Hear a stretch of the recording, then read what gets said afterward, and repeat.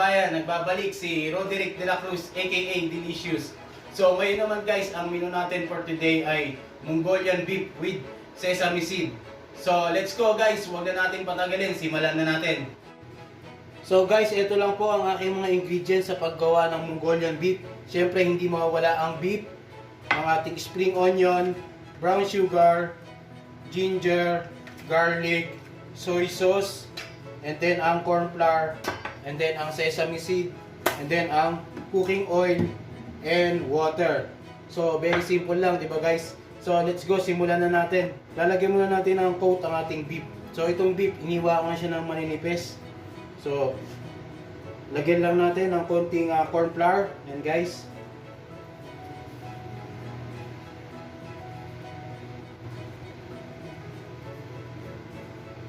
Yan. Paulit-ulit lang guys hanggang sa malagyan ng corn flour lahat itong mga beef natin. So mabilis lang siyang maluto kasi iniwa ko na siya ng maninipis at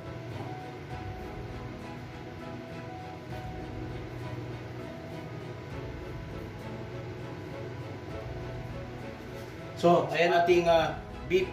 So ngayon di-deep fry na ngayon natin siya bago natin siya lagyan ng sauce. So let's go guys. So guys, meron na akong naka-ready na cooking oil na mainit. So ngayon, di-deep fry na ngayon natin ang beef na may corn flour. So ilagay natin siya guys ng konti-unti.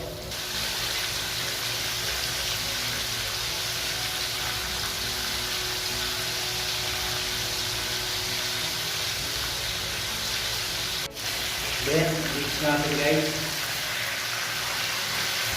Hindi lang tayo naman. So ayan, ganyan na siya guys ha.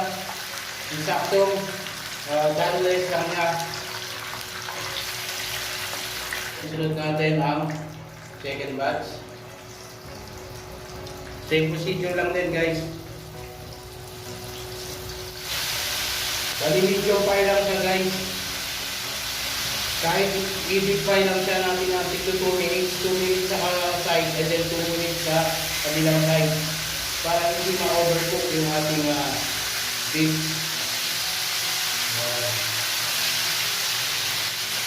Then beef natin.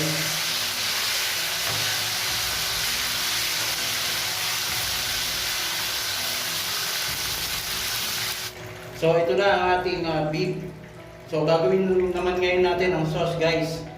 So ganda na siya. So ito rin gamitin natin oil. Babawasan lang natin ng konti. So tingnan natin ang garlic.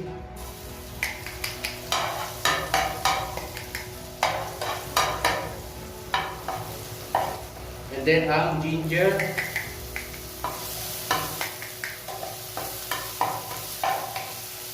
So after nyan, lalagay natin ang 1 glass na water.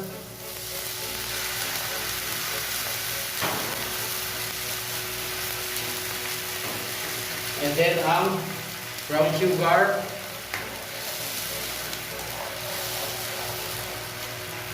And soy sauce. Yan. Ganyan lang ang sauce natin ng Mongolian beef mga guys.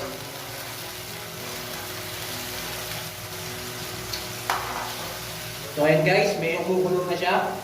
Then drop na ngayon natin ang beef. Yan.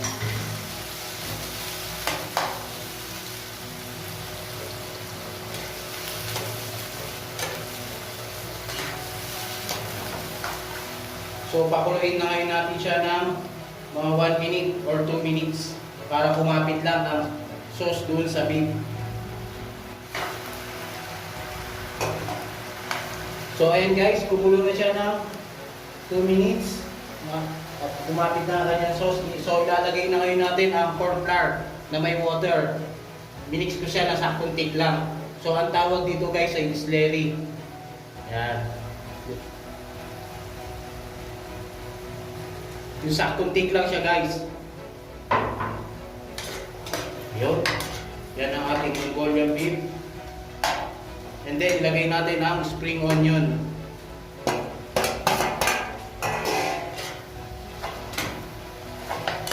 And then sa huli na natin ilalagay yung toppings na sesame seeds.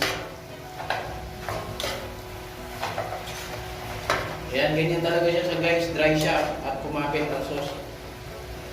Ayan, ganda ng ating Mongolian beef. So, ready to plate na siya guys. Nakain natin siya. Thick siya guys dahil nilagyan natin ng slurry. Tsaka ganyan talaga ang texture ng ating Mongolian beef. With sesame seed. Then ang sesame seed, tsaka natin guys sa toppings.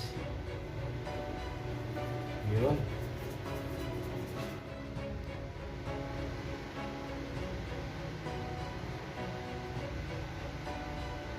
Yan ang ating Mongolian beef. So bago ako magpaalam guys, shout out ko muna ang aking mga regular viewers.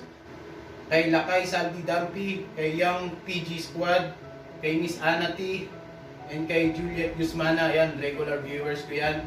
At kay Miss Sis The Craft TV, and kay Miss Gilly Lom. Shout out sa inyo guys. Thank you for watching. At kung ikaw guys ay bago pa lang sa my channel ko, huwag mo nang kalimutan like and subscribe my channel.